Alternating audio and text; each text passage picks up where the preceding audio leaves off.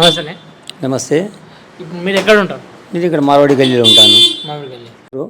కాకపోతే ఈయన good person. వాళ్ళ డాడీ కూడా ఒకప్పుడు నిజామాబాద్లో ఎమ్మెల్యేగా ఉండే, మినిస్టర్గా ఉండే, కాబట్టి చాలా మంచి వ్యక్తి. కాకపోతే కొంతమందికి పడక అట్లా మాట్లాడతారు, అది నాకు తెలియదు. కాకపోతే మాతో ఇప్పుడు కలిసినా కానీ అంకుల్ ఎట్లా ఏం కదా అని మాట్లాడుతుంటాడు. మేము మా సూర్యనారాయణ గారిని ఇప్పుడు కలిసినప్పుడు కూడా బాగున్నారా, చాలా రోజులు కలిసారని కూడా అడిగినాడు. అంటే ఇప్పుడు సెంట్రల్లో చూసుకున్నట్లయితే కాంగ్రెస్ హయాం బాగుంది అని చెప్పేసి అంటారు. కాంగ్రెస్ వచ్చే అవకాశాలు ఉన్నాయి అంటారు, నిజమేనా? లేదండి, 99% ఇప్పుడు 400 సీట్స్ డెఫినెట్లీ వస్తాయి బీజేపీకి. అంటే ఏం చేసిందని అసలు? అంటే మంచి పనులు మీరు నాకే కాకుండా ప్రజల్లోకి వెళ్ళి కనుక్కుంటే తెలుస్తుంది.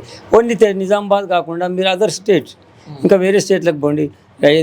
రాజస్థాన్ కానీ, యూపీ కానీ, నువ్వు కర్ణాటక పోయినా కూడా కర్ణాటకలో మనం ఎమ్మెల్యే చాలామంది కూడా తక్కువ మెజారిటీతో ఓడిపోయారు.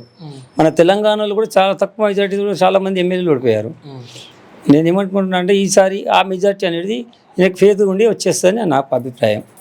అంటే ఆయన చేసిన పనుల కంటే ఎక్కువ ఏమన్నా హిందుత్వం అని తప్ప ఆయన డెవలప్మెంట్ చేసింది ఏం లేదు కాబట్టి ఈసారి కాంగ్రెస్ వచ్చే అవకాశాలు ఉన్నాయి అంటారు. దీని మీద మీ ఒపీనియన్ ఏంటంటే? కాంగ్రెస్ వచ్చే ఒపీనియన్స్ అయితే 99% లేవండి. కాకపోతే బీజేపీ 100% వస్తుంది. వ్యతిరేకాలు చాలా ఉంటాయి, దాన్ని పట్టించుకుంటే పోతుంటే ప్రతి ఒక్క వస్తువుకు కాదు. కాకపోతే ఇప్పుడు కొద్దిగా అరవింద్ గారి గురించి చాలామంది అంటుంటారు, కానీ చేయలేదు. ఆయన చేసిండు చేయింది ఆయనకు గుర్తు, ప్రజలకు గుర్తు.